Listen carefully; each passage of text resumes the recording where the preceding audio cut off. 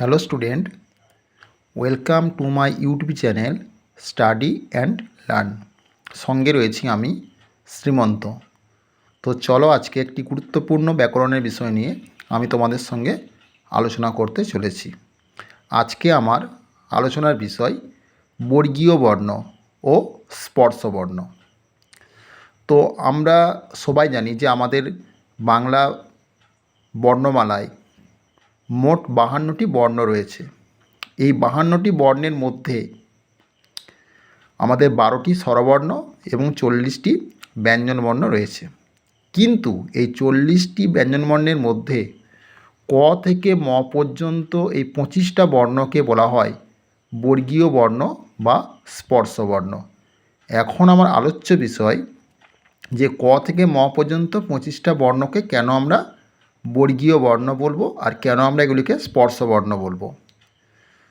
তো প্রথম আমি আলোচনা করছি ক থেকে ম পর্যন্ত 25টা বর্ণকে কেন আমি বর্গীয় বর্ণ বলবো বা কেন আমরা বর্গীয় বর্ণ বলবো। এখন বিষয়টি হলো এই যে বর্গীয়, এই বর্গীয় কথাটা এসেছে কি থেকে না, বর্গীয় কথাটি এসেছে বর্গ থেকে এসেছে বর্গীয়। তাহলে বিষয়টা বুঝতে হবে আমাদের যে এই বর্গীয় কথাটি এসেছে বর্গ থেকে, বর্গ, এই বর্গ থেকে বর্গীয় কথাটি এসেছে।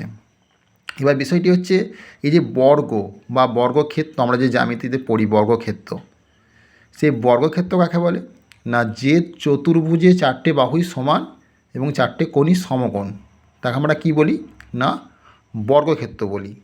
তো যেহেতু বর্গ থেকে যেহেতু বর্গীয় বর্ণটি এসেছে বা বর্গ থেকে যেহেতু বর্গীয় কথাটি এসেছে, তাই এই বর্গীয় বর্ণের সঙ্গে কিন্তু বর্গ কথাটির একটি সম্পর্ক রয়েছে।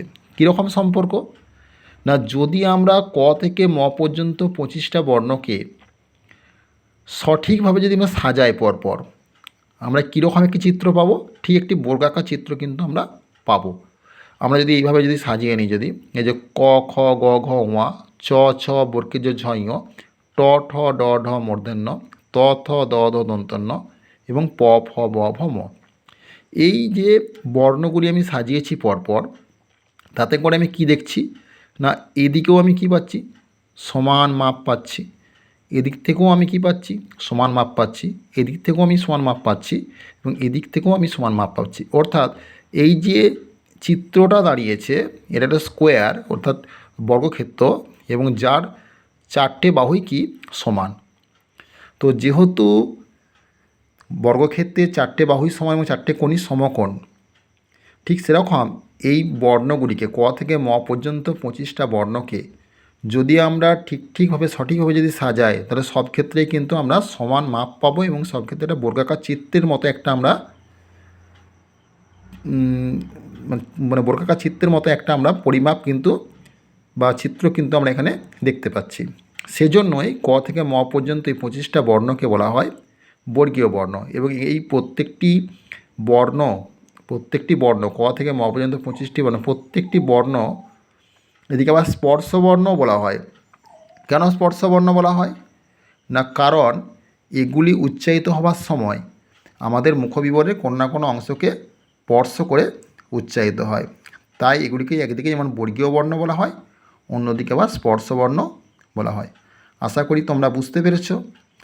এরকম গুরুত্বপূর্ণ ব্যাকরণের প্রশ্ন পেতে সবার আগে আমার চ্যানেলটিকে অবশ্যই তোমরা সাবস্ক্রাইব করে রেখো। আমি এই চ্যানেলে বিভিন্ন গুরুত্বপূর্ণ ব্যাকরণের প্রশ্ন, বিভিন্ন গুরুত্বপূর্ণ চাকরির পরীক্ষার প্রশ্নপত্র, বিভিন্ন গুরুত্বপূর্ণ ব্যাকরণের বিষয়, এই সব নিয়ে কিন্তু আলোচনা করি। তো আজ এই পর্যন্তই, আগামী দিন আবার দেখা হবে।